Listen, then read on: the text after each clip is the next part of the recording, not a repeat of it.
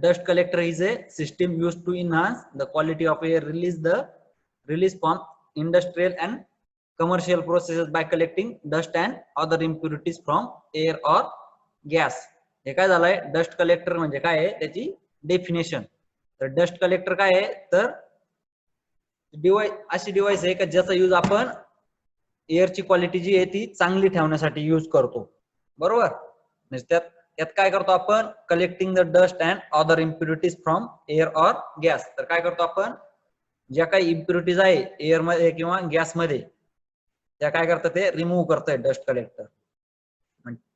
Dust collector design कशासाठी केलंय, design to handle high volume dust loads and a dust collector system consists of a blower, dust filters, a filter cleaning system and dust receptacle or dust removal system. म्हणजे यात काय काय include केलंय, यामध्ये काय काय, या सिस्टीम मध्ये काय काय, डस्ट कलेक्टर सिस्टीम मध्ये तर ब्लोअर असतं, then dust filter, then filter cleaning system आणि डस्ट रिमूव्हल सिस्टीम. काय केलं आता समजलं ना. ब्लोअर कशासाठी असतं तर आपण म्हणजे प्रेशरने आपले ते एअर पास केलं पाहिजे. देन डस्ट म्हणजे डस्ट पण हवेमधली वगैरे डस्ट व्यवस्थित मिक्सिंग वगैरे झाले पाहिजे, म्हणजे ते पूर्ण डस्ट आपली रिमूव्ह होईल. डस्ट फिल्टरने काय करतो आपण, डस्ट रिमूव्ह. फिल्टरवर काय होतंय, डस्ट आता स्टोअर झाली पण ते फिल्टर पण आपल्याला त्यावरून ते क्लीन करावं लागणार ना, त्यासाठी मग ते फिल्टर क्लिनिंग सिस्टम असते. त्यामध्ये काय असतं, व्हायब्रेटर्स वगैरे यूज केलेले असतात, त्याचा यूज करून आपण फिल्टर क्लीन करतो. आणि नंतर काय ते क्लीन केल्यानंतर ते जी डस्ट आहे ती डाऊन साइडला जमा होते, मग ती डस्ट आपल्याला रिमूव्ह करण्यासाठी डस्ट रिमूव्हल सिस्टीम इन्क्लूड केलेली आहे. तर काय आता डस्ट कलेक्टरचे 5 टाइप्स आहे. First one is inertial separators, then fabric separators, third wet scrubbers, fourth unit collectors आणि फिफ्थ इलेक्ट्रोस्टॅटिक प्रेसिपिटेटर्स. आता मोस्टली काय करतात, इलेक्ट्रोस्टॅटिक प्रेसिपिटेटर्स यूज करतात म्हणजे लार्ज प्लांट्स मध्ये. आता आपण वन बाय वन बघू.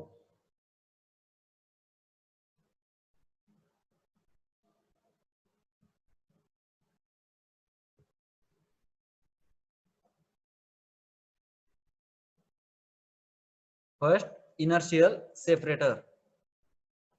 इनर्शियल सेपरेटर्स काय करतं, separate dust from gas streams using a combination of forces such as centrifugal, gravitational or inertial.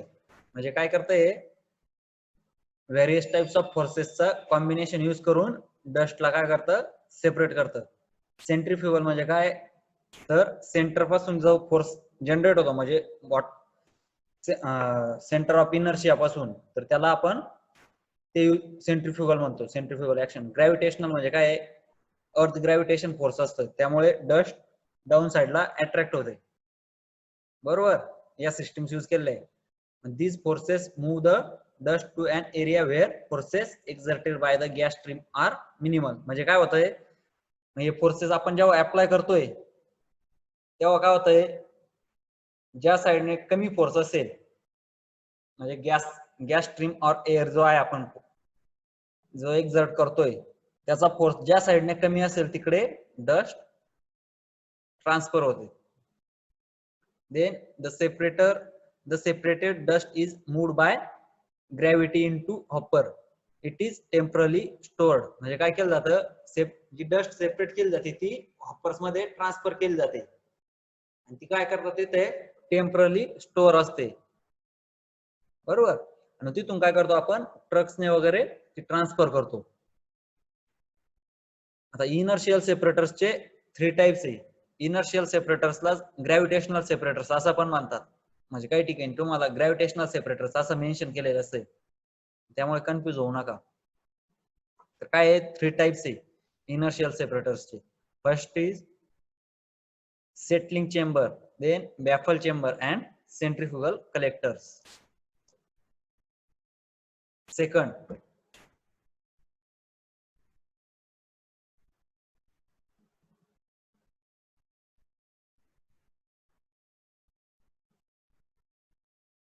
Fabric filters. Fabric फिल्टर्सला काय म्हणतो आपण, commonly known as bag houses. Fabric collectors use filtration to separate the dust particles from dusty gases. म्हणजे यामध्ये याला आपण काय म्हणतो बॅग हाऊस पण असं बॅग हाऊस असं पण म्हणतो. तर यामध्ये काय केलंय आपण फॅब्रिक कलेक्टर्स मध्ये फिल्ट्रेशन यूज केले तर डस्टी गॅसेस जे त्यातून डस्ट सेपरेट करण्यासाठी. They are one of the most efficient and cost-effective types of dust collectors and can achieve a collection efficiency more than 90% for very fine particulates. म्हणजे काय आहे एक एकदम मोस्ट इफेक्टिव्ह आणि cost effective type dust collector आहे. म्हणजे काय आहे मोस्ट इफिशियंट असल्यामुळे काय त्याची इफिशियन्सी किती आहे जवळपास कलेक्शन इफिशियन्सी मोर दॅन 99% म्हणजे जवळपास एकदम निग्लिजिबल अमाऊंट मध्ये पार्टिकल्स ट्रान्सफर होऊ शकतात त्यातून डस्ट पार्टिकल्स. म्हणजे काय करतात जवळपास मॅक्सिमम 99% मध्ये जवळपास सगळीच डस्ट काय करताय ते डस्ट पार्टिकल्स रिमूव्ह करताय. Then dust laden gases enter in the bag house and pass through fabric bags that act as a filters. म्हणजे काय होतंय डस्ट ज्या गॅस म्हणजे डस्ट मिक्स असलेले गॅस जेव्हा आपण बॅग हाऊस मधून पास करतो त्यावेळेस काय करतो बॅग हाऊस मधून पास करतो म्हणजे बॅग हाऊस मध्ये एंटर झाल्यानंतर ते कुठून पास करतो आपण फॅब्रिक बॅग्स ज्या आहे आपण यूज केलेल्या त्यातून पास करतो आणि त्या फॅब्रिक बॅग ज्या आहे त्या फिल्टर म्हणून ऍक्ट होतात. म्हणजे काय होतं ते त्यामध्ये डस्ट कलेक्ट केली जाते आणि जी एअर असेल फिल्टर एअर ती बाहेर ट्रान्सफर केली जाते आणि ती बाय चिमनी ऍटमॉस्फिअर मध्ये एक्झॉस्ट केली जाते. The bags can be of woven or filtered cotton, synthetic or glass fiber material in either a tube or envelope shape. म्हणजे काय आहे आपण कोणतं मटेरियल यूज करतो त्या बॅग साठी फॅब्रिक बॅग साठी तर ओव्हन और फिल्टेड कॉटन म्हणजे काय फिल्टेड टाइप कॉटन असतो तो यूज केलेला आहे. जर आणखी सिंथेटिक मटेरियल असतात ते यूज करतो और ग्लास फायबर मटेरियल ते पण यूज करतो. तर ते कोणत्या शेप मध्ये असतं आयदर ट्यूब और इनवेलप शेप मध्ये. करेक्ट समजलं.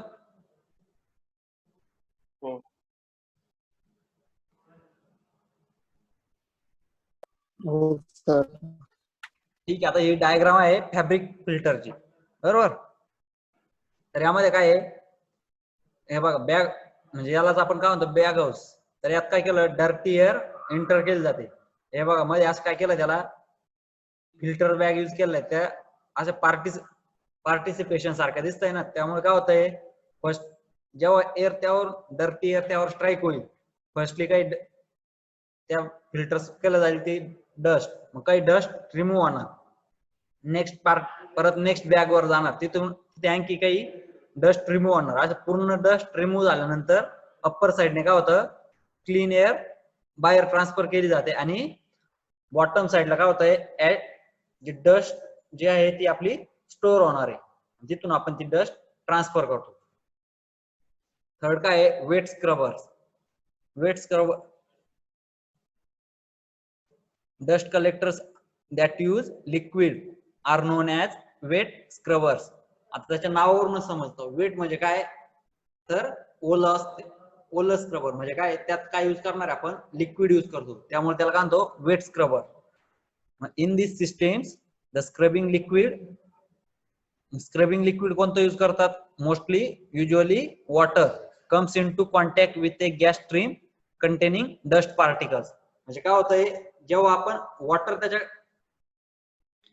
म्हणजे डस्ट कलेक्टर मध्ये आपण वॉटर यूज करतो आता ते या डस्ट कलेक्टर मध्ये त्यामुळे काय होणार आहे जी डस्ट आहे त्याचा ज्या वेळेस वॉटर सोबत म्हणजे कॉन्टॅक्ट होईल त्यामुळे काय होईल ती डस्ट जी ती वॉटर सोबत मिक्स होऊन जाईल आणि आपली क्लीन एअर पुढे ट्रान्सफर केली जाईल. मग greater contact of gas and the liquid streams is higher dust removal efficiency. म्हणजे काय होतंय जेव्हा गॅसचा म्हणजे ज्या गॅसमध्ये आपलं डस्ट पार्टिकल्स आहे ते गॅस आणि वॉटर जेव्हा यांचा कॉन्टॅक्ट होईल त्यामुळे काय होईल आपली जी डस्ट आहे ती most of the dust mix होणार आहे.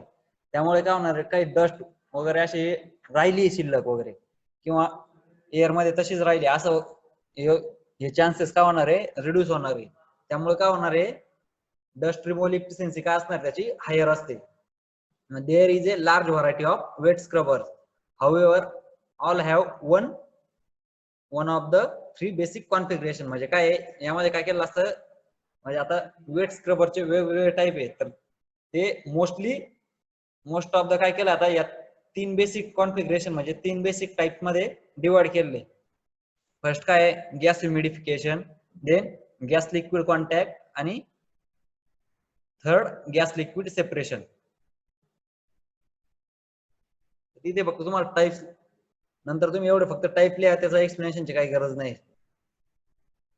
पुढे काय unit collectors control contamination and its source. They are small and self-contained, consisting of a fan and some form of dust collector. म्हणजे युनिट कलेक्टर्स मध्ये काय केलंय म्हणजे काय स्मॉल साईज आहे आणि सेल्फ कंटेन्ड आहे. त्यामध्ये काय असतं फॅन असतात, फॅन आणि some form of dust collector. म्हणजे काय फॅन्स आणि डस्ट कलेक्टर त्यामध्ये इन्क्लूड केलेले. मग they are suitable for isolated portable or frequently moved dust producing operations. म्हणजे कुठे यूज करतात युनिट कलेक्टर्स कुठे यूज होतात जर म्हणजे आयसोलेटेड एरिया असेल म्हणजे जिथे आपण आयसोलेटेड म्हणजे काय जिथे आपल्याला जाण्यास लवकर परमिशन नसते. परत पोर्टेबल म्हणजे काय एका ठिकाणाहून दुसऱ्या ठिकाणी ट्रान्सफर करतो त्याला आपण पोर्टेबल म्हणतो. Are frequently moved dust producing operations म्हणजे काही ठिकाणी आपल्याला फ्रिक्वेंटली असं मूव्ह करून आपल्याला जर डस्ट प्रोड्युसिंग ऑपरेशन करायचे असेल तिथे यूज होतात. त्यामध्ये काय काय इन्क्लूड होतं बीन्स अँड सिलोज और रिमोट बेल्ट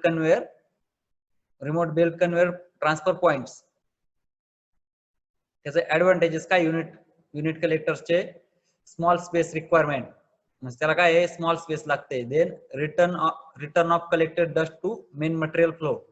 म्हणजे जे मेन मटेरियल म्हणजे काय आपलं मेन मटेरियल काय असतं यामध्ये ऍश तर त्यामध्ये काय होतं कलेक्टेड डस्ट जी ती ऍशच्या फ्लो मध्ये येते आणि त्यामुळे काय होतं ते ऍश आणि ते दोन्ही सोबत रिमूव्ह केलं जातात आणि त्याचं काय आहे लो इनिशियल कॉस्ट आहे. मग 2 main types of unit collectors. कोणते कोणते टाइप्स आहे fabric collectors and cyclone collectors. Fabric collectors with manual shaking or pulse jet cleaning normally use for fine dust. म्हणजे काय फाईन डस्ट म्हणजे फाईन म्हणजे काय एकदम बारीक डस्ट जर असेल तर तिथे काय करतात फॅब्रिक कलेक्टर्स यूज करतात.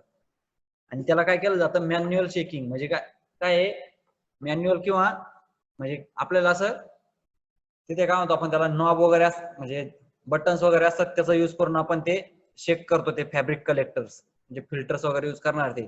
त्यामुळे काय होतं ती डस्ट जी आहे ती डाऊन साइडला कलेक्ट होते आणि मग तिथून आपण ती ट्रान्सफर करतो. आणि सायक्लोन कलेक्टर्स